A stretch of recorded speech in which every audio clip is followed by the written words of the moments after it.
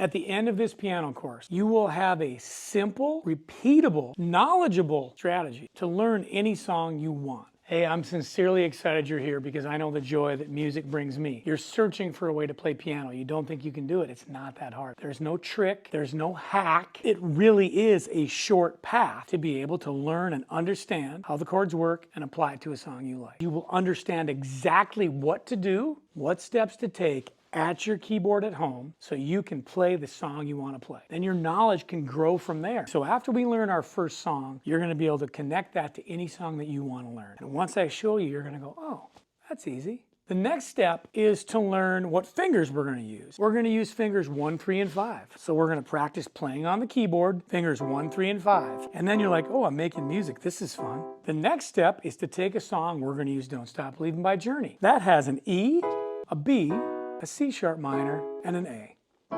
You're going to be able to play every single key, every scale, any song in any key you want. Here's an example of what you'll be able to do, if not after lesson 1 or 2, for sure after lesson 4. This is the simplified version. If you just learn to play these simple chords and nothing more, I am convinced you will feel joy in your soul. And there's nothing wrong with just going right here.